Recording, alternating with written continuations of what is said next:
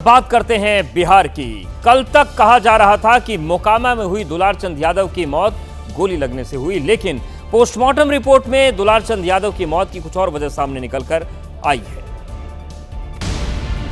दुलारचंद यादव के शव का पोस्टमार्टम 3 डॉक्टरों की मेडिकल टीम ने किया, जिसमें सनसनीखेज खुलासे हुए। पोस्टमार्टम रिपोर्ट के मुताबिक दुलारचंद यादव के दाहिने पैर में गोली लगी थी, दाहिनी ओर छाती फट गई थी, पसलियां टूट गई थी, सिर के पीछे चोट थी, बाईं ओर बाह में चोट थी, एक गोली उनके दाहिने पैर में लगी थी। लेकिन सबसे बड़ी बात, उनकी मौत गोली लगने से नहीं बल्कि हार्ट अटैक से और कुचलने से हुई। जी, ये गोली पैर में लगी हुई है, लेकिन वो गोली जानलेवा नहीं, तो पैर में लगी है, गोली आर पार है घुटना पे। पोस्टमार्टम रिपोर्ट के मुताबिक दुलारचंद यादव पर किसी भारी चीज से हमला किया गया या फिर गाड़ी से कुचल कर मारा गया। लेकिन अब बड़ा सवाल यह है कि आखिर वो किसकी गाड़ी थी जिसने दुलारचंद यादव को कुचल डाला। सवाल यह भी है कि जिस गाड़ी से दुलारचंद यादव को कुचला गया, क्या वो अनंत सिंह की गाड़ी थी? अनंत सिंह के मुताबिक हादसे के वक्त उनका 80% काफिला आगे बढ़ चुका था और वो वहां पर नहीं थे। ऐसे में दुलारचंद को मारने वाला कौन है, यह बड़ा सवाल है। पुलिस के सामने अब सबसे बड़ी चुनौती जल्द से जल्द इस हत्याकांड का खुलासा करने की है। जांच में जुटी पुलिस ने अभी तक 100 से 150 वीडियो खंगाले हैं। पुलिस मृतक दुलारचंद के परिजनों के बयान के आधार पर जांच को आगे बढ़ा रही है। में टोटल मिला के अभी तक कुल 2.5 दर्जन से अधिक जो है हम लोगों के द्वारा गिरफ्तारी की गई हैं। अभी जो हम लोग उन सभी जो गिरफ्तारियां और जो डिटेंशन हुआ है, उसमें सभी में हम लोग जो एविडेंस है उसको एनालिसिस कर रहे हैं और उसके बाद जल्द ही उन सभी जो अभियुक्त हैं उनको न्यायिक हिरासत में भेजा जाएगा। चुनाव से पहले मोकामा में हुए इस हत्याकांड से मामला इतना गर्मा गया है कि लापरवाही बरतने के आरोप में घोसवरी थाना अध्यक्ष मधुसूदन कुमार और भदौर थाना अध्यक्ष रवि रंजन को निलंबित कर दिया गया है। और इन सब के बीच सबसे हैरान कर देने वाली बात यह है कि अनंत सिंह पर दुलारचंद यादव की हत्या करने का इल्जाम है, लेकिन लगता है कि अनंत सिंह को ऐसे आरोपों से कोई फर्क नहीं पड़ता, क्योंकि हत्या के एक दिन बाद ही अनंत सिंह ने अपना चुनाव प्रचार शुरू कर दिया। तनावपूर्ण माहौल के बीच अनंत सिंह पैदल चलकर लोगों से ऐसे जनसंपर्क करते नजर आए जैसे कुछ हुआ ही नहीं। चुनाव प्रचार कर रहे हैं समर्थकों के साथ। मोकामा की सड़कों पर देखिए नजर आ रहे हैं। 6 तारीख को यहाँ पे वोटिंग है, हॉट सीट है। यहाँ पे अनंत सिंह का मुकाबला आरजेडी प्रत्याशी वीणा देवी से है। अनंत सिंह के इस बाहुबली अंदाज को देखकर तेजस्वी यादव भी हैरान रह गए। दिन दहाड़े हत्या हो जाती है, नाम दर्ज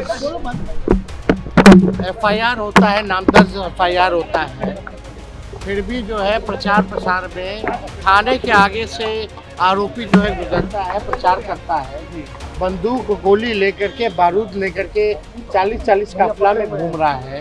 तेजस्वी यादव ने आरोप लगाया कि चुनाव प्रचार में पहुंचे दुलारचंद की हत्या कर दी गई, लेकिन दोषियों पर कार्रवाई नहीं हो रही। बड़ी बात यह है कि अनंत सिंह को दुलारचंद की हत्या में आरोपी बनाया गया है, लेकिन अनंत सिंह कह रहे हैं कि यह सूरजभान का खेला है, जो मोकामा से ही चुनाव लड़ रही हैं आरजेडी उम्मीदवार वीणा सिंह के पति हैं और बाहुबली भी हैं, लेकिन सूरजभान ऐसे आरोपों से साफ इनकार कर रहे हैं। दुलारचंद हत्याकांड के बाद आरजेडी प्रत्याशी सूरजभान सिंह ने एबीपी न्यूज से बातचीत करते हुए साफ शब्दों में कहा कि दुलारचंद की हत्या में उनका कोई हाथ नहीं है। और कोई भी बोला है, उनका पत्नी, उनका बच्चे, उनके परिवार, उनके गांव समाज या जहां भिड़ंत हुआ है वे बोले हैं? कोई सब रचना रच के जो चाहता है कि जिसे मेरे नाम लेके चुप हो जाए। इससे पहले शुक्रवार को अनंत सिंह ने आरजेडी की प्रत्याशी वीणा देवी के पति सूरजभान सिंह पर ही दुलारचंद की हत्या का आरोप लगाया था। जब फूल तैयारी सूरजभान के यह था कि लड़ाई झगड़ा कैसे हो जाए, तब वोट में ऐसे हो जाए। सूरजभान का ही खेला है। भले ही अनंत सिंह और सूरजभान आरोपों से इनकार कर रहे हैं, लेकिन सच तो यह है कि बाहुबलियों की अदावत में फंसकर अपनी जान गंवा चुके दुलारचंद यादव की हत्या ने बिहार की राजनीति को गर्म करके रख दिया है। विपक्ष नीतीश सरकार से पूछ रहा है कि ये जंगल राज नहीं है तो क्या है, तो बीजेपी वाले कह रहे हैं कि जांच तो हो रही है ना, दूध का दूध और पानी का पानी ही हो जाएगा। गरीब का राज रहता था जंगल राज। ये सत्ता के संरक्षण में रह करके ये अपराधी लोग घूम रहे हैं, अपना सबको मर्डर कर रहे हैं। इस पूरे घटना की जांच चल रही है। कोई भी अपराधी उसमें होगा, उसको छोड़ा नहीं जा सकता। 48 घंटे में पुलिस कार्रवाई करेगी। उधर दुलारचंद यादव की हत्या के मामले में चुनाव आयोग भी सख्त है। चुनाव आयोग ने बिहार के डीजीपी से हत्या की रिपोर्ट तलब की है, लेकिन क्या रिपोर्ट के आधार पर मोकामा में अपराध का फैसला हो पाएगा, यह अपने आप में बड़ा सवाल है। तो मोकामा में हुए चुनावी हिंसा ने पूरे बिहार को हिलाकर रख दिया है। इस हत्याकांड के बाद चुनाव आयोग भी चौकन्ना है और चुनाव आयोग ने अब बिहार में लॉ एंड ऑर्डर को लेकर कुछ कड़े रुख अपनाए हैं। चुनाव आयोग ने शांतिपूर्ण चुनाव कराने के लिए प्रशासन को अवैध हथियारों के खिलाफ अभियान तेज करने को कहा है। चुनाव आयोग ने कहा है कि पुलिस अभियान चलाकर जल्द से जल्द अवैध हथियारों को जब्त करे।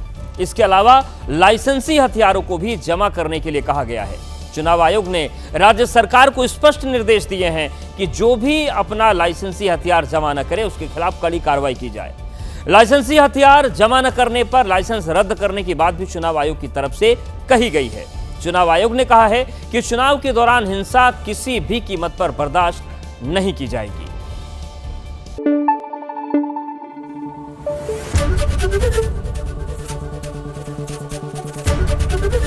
एबीपी न्यूज आपको रखे आगे।